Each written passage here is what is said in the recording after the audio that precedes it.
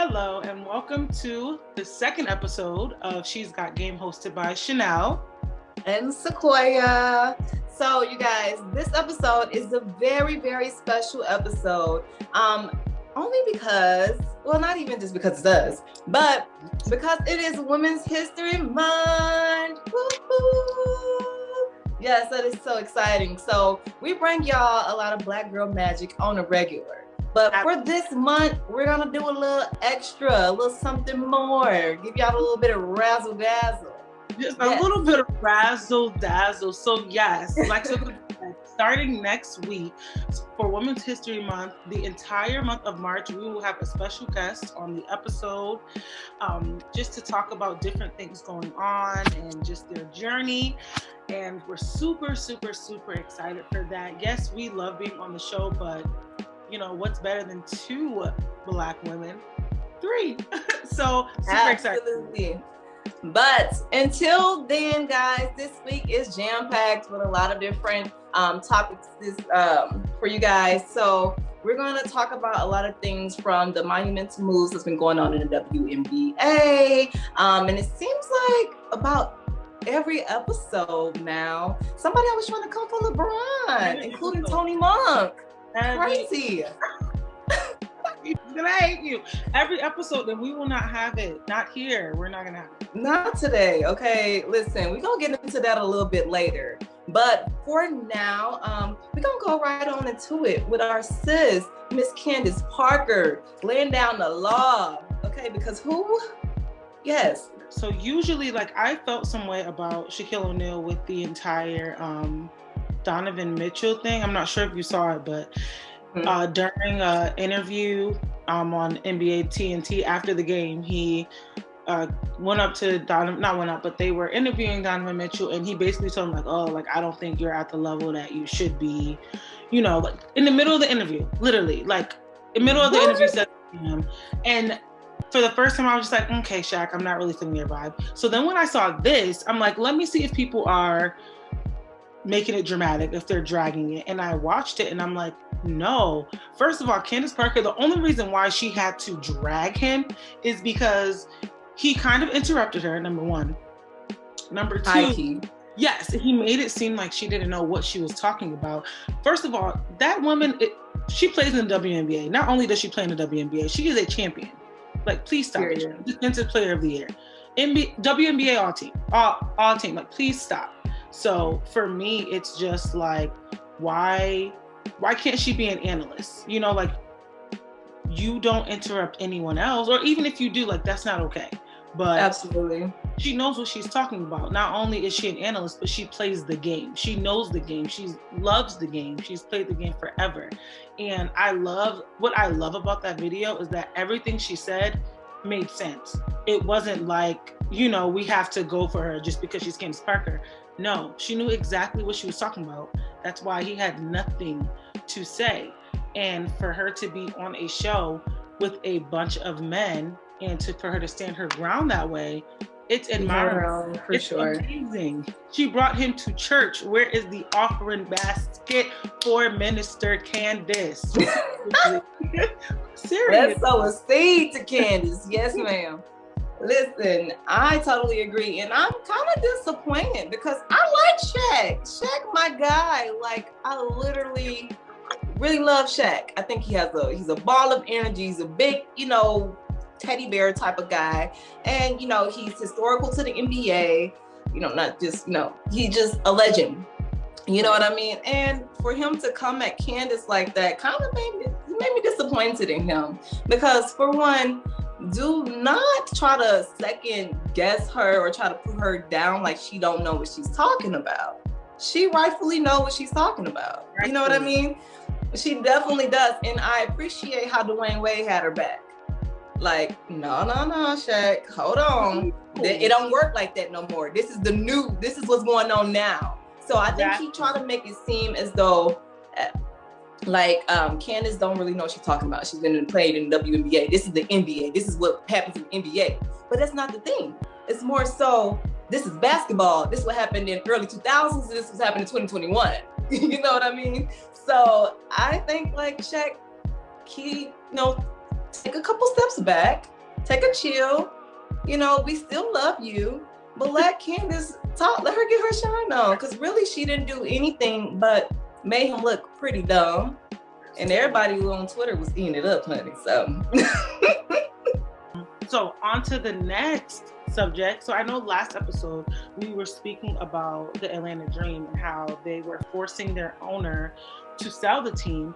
And just last Friday, it became a reality. The deal is basically done. So the owner was able to sell her share of the franchise to 3 people, and one of those people were Renee Montgomery. And for people who do not know who she is a former WNBA player. She played 11 years in WNBA, and she became a majority partner in purchasing the Atlanta Dream. And she's the first former player to become an owner and executive of a WNBA franchise. And she spent the last 2 seasons with the Atlanta Dream. That's what makes it so special, because she was just playing for the team, and now she is, basically owning the team. And something special that they just did, they just hired a new director of basketball operations, and her name is Brooklyn Cartwright, and she's a Black woman, and we just love it. That's what happens when you put Black women in positions of power. Everybody eats. So I kind of wanted us to talk about that, and I know it's a lot to kind of take in and to digest, but just basically what Renee Montgomery has done, because it's huge, Yeah. We don't see this every day, and I don't think it's being talked about enough, because if let's say LeBron James, not saying she is just as big as LeBron James and, in the NBA as WNBA, but let's say if LeBron James stopped playing a year to focus on social injustice, and then the next year became part owner of the Lakers, it would be all we talk about for the next year, So I just think this is a great topic to talk about, and just a great example of how important it is to making your seat at the table, or creating your own table. Actually, it's not even making your seat at the table. It's, grabbing your own table, building your own table, grabbing your own seat, sitting, and then bringing people along with you. So I just want to know, what you thought about the move, and just the importance of women, Black women, of course, creating our own table. First, I would like to start by saying, you are absolutely right when it says it's not being talked about enough, because I didn't even really know about it. And I feel like I should have known about it. It should be everywhere. I think that's super dope that former WNBA player, now, like you said, if it was an NBA player that just played last season, well, the season before last season, and decided to opt out the 2020 season to focus on making a difference and the social injustice and all of the above, and then come back to hit you with, now I'm a part owner. That means putting your money where your mouth is. You know what I mean? And actually doing something about it, not just talking about it on social media about it. He's actually putting forth the action, the effort to it. So I think regardless if she's a man or a woman, that should have been mainstream news, because that's a big deal. She's a young lady, and to step up like that and take ownership and, become one of those, a owner of the team, I think that's really, really dope of her. And like you said, creating our own table, because if she wasn't going to do it, who else? You know what I mean? They could have been back into another situation like they just previously were, where someone that could care less about them are owning the team. But now you have someone that cares about you. You have someone that cares about what you stand for, and care about the things that you care for, and they see you, So I think that's a big deal. And honestly, I hope she sparks that just that will to want to go out and do something to a lot of other people, because there's plenty of retired basketball players, plenty of retired athletes, whatever sport you're in, and a lot of times, the capital to put up for a team, you don't have to be the sole owner, but a partial owner. Your voice is, you know what I'm saying? You have a seat at that table. So I know that Candice Parker and tennis star Naomi Osaka, they both had pretty much invested in a women's soccer team. Well, yeah, women's soccer team. And I think that's pretty dope as well, because soccer is another sport that don't get a lot of recognition for women, more so football for men. Yeah. And I think that's pretty dope, especially for athletes to, you know, cross and invest into something that's not necessarily their own niche. You know, they might be interested in it. Or, hey, I always liked, you know, soccer, or, you know, this is just something that I'm interested in. It may not be tennis, but it's soccer, you know, or it may not be basketball, it's something else. So I really do appreciate that from them as well. And they pretty much set an example, because Naomi is young. Right. Candice Parker is still young, you know, and even Renee is young. And so these young Black women and women of color are out here making moves when they think. So like you said, if anything short than inspirational, okay?